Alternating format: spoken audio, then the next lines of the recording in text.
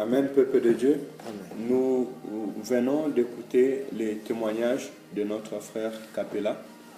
Ce témoignage qui m'a interpellé parce que notre Dieu, c'est un Dieu qui nous écoute. Nous avons un Père qui nous écoute et quand nous prions, il nous répond. Je sais qu'il y a plusieurs, même aujourd'hui, hier j'ai eu un appel d'un ami qui m'a appelé dans la prière parce qu'ils ont 3 jours de jeûne et prière vu ce qui se passe actuellement en Afrique, surtout sur la maladie d'Ebola. Donc il y a des gens qui sont vraiment touchés ou se font des soucis par rapport à ce qui se passe actuellement dans le monde. Et je viens encore rassurer quelqu'un que si tu pries, sache qu'il y a un Dieu qui écoute. Et plus encore, la joie d'une prière, c'est l'exaucement. L'Éternel Dieu nous dit dans le livre de Jérémie, chapitre 33, verset 3, « Invoque-moi et je t'exaucerai ». Notre Dieu, quand tu l'invoques, il nous exauce. Et notre frère Capella avait prié par rapport à ce qui se passe actuellement dans le monde, surtout au Moyen-Orient. Et gloire à Dieu, parce que nous avons un Dieu véritable, il nous répond. Il ne parle pas en l'air, mais il parlait à un Dieu qui écoute et qui répond. Voilà pourquoi l'ange de l'Éternel lui a apparu. Cela veut dire que le temps de Dieu n'est pas encore fini. De la même manière aussi, les apôtres étaient en prison, ils ont prié l'Éternel et l'ange leur a apparu. Aujourd'hui encore, Dieu, il continue encore à agir. Il nous parle, peuple de Dieu. Tout simplement pour nous montrer que nous sommes encore dans le véritable. Et ce qui m'a touché encore, c'est quand par l'Esprit il était transporté jusqu'en Palestine. On lui montre qu'il y a eu vraiment des dégâts, comme vous voyez, comme c'est dans toutes les guerres, surtout en Palestine, on voit des morts. Et on lui dit ce sont des morts insensés. Ces paroles m'avaient beaucoup touché. Quelqu'un qui est mort, mais un mort insensé, ça veut dire qu'un mort qui, la personne n'a pas été intelligente. Mais pourquoi cela? Pourquoi ces paroles? C'est aussi pour venir nous interpeller aujourd'hui, peuple de Dieu. C'est quoi la sagesse? C'est quoi l'intelligence? Et pour commenter un petit peu ces témoignages, je vais vous inviter à ouvrir nos Bibles dans les livres de Daniel, chapitre 12. Et nous pouvons lire du premier verset au verset 3. Je lis la parole au nom de Jésus. En ces temps-là, s'élèvera Michael, les grands chefs, les défenseurs des enfants de ton peuple. Et ce sera une époque de détresse, telle qu'il n'y en a point eu depuis que les nations existent jusqu'à cette époque.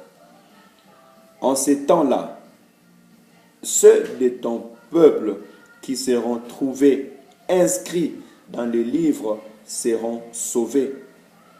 Et la Bible dit au verset 2, « Plusieurs de ceux qui dorment dans la poussière de la terre se réveilleront. Les uns pour la vie éternelle et les autres pour l'opprobre, pour la honte éternelle. » Et au verset 3, nous dit, « Ceux qui auront été intelligents brilleront comme la splendeur du ciel. Et ceux qui auront enseigné la justice à la multitude brilleront comme les étoiles, à toujours et à perpétuité. »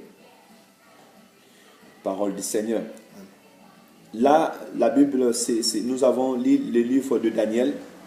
Et nous savons bien, le prophète Daniel, comment est-ce qu'à son époque, Dieu l'a utilisé puissamment pour aller aussi démontrer la sagesse, l'intelligence, la grandeur de notre Dieu aux nations. Et là, plus précisément, Daniel, il est en train de vivre une révélation par des anges qui lui apportent cela. Et il lui annonce ces messages pour un temps futur. Et ce qui me touche dans ces paroles, au verset 3, la Bible nous dit, « Ceux qui auront été intelligents brilleront comme la splendeur du ciel. » De cela qu'on nous parle, on nous parle de ceux qui dorment sous la poussière. Aujourd'hui, nous les appelons des morts. Mais dans un langage céleste, spirituel, on nous dit, c'est ceux qui dorment sous la poussière. Au verset 2, ça nous a dit qu'ils reviendront à la vie. Mais les uns pour la vie éternelle et les autres pour la honte éternelle. Et pour éclaircir encore au verset 3, ça nous dit ceux qui ont été intelligents brilleront. C'est quoi l'intelligence et la sagesse?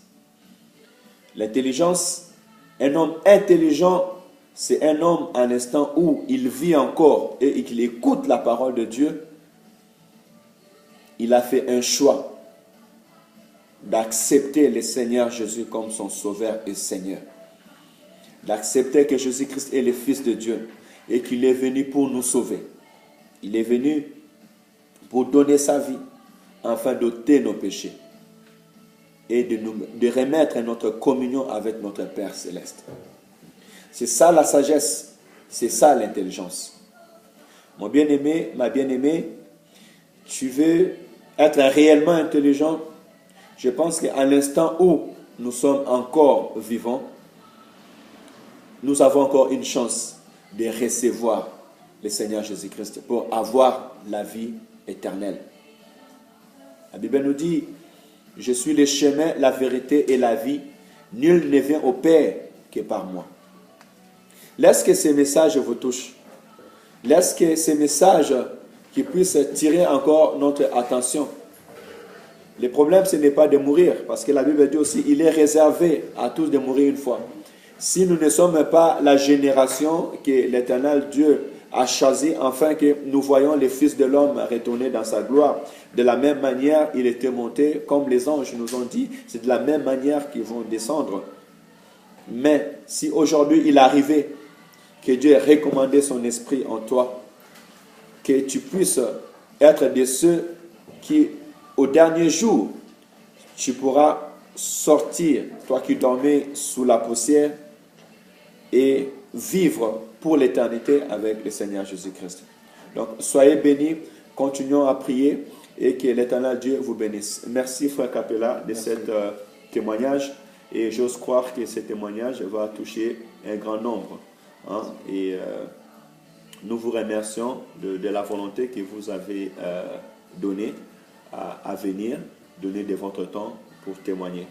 Et laisse que l'Éternel Dieu Tout-Puissant qui vous a donné cette grâce continue encore à le faire et que vous devenez une source par laquelle le peuple de Dieu seront bénis et recevront encore de paroles, non seulement des hommes, mais de paroles qui viennent de Dieu.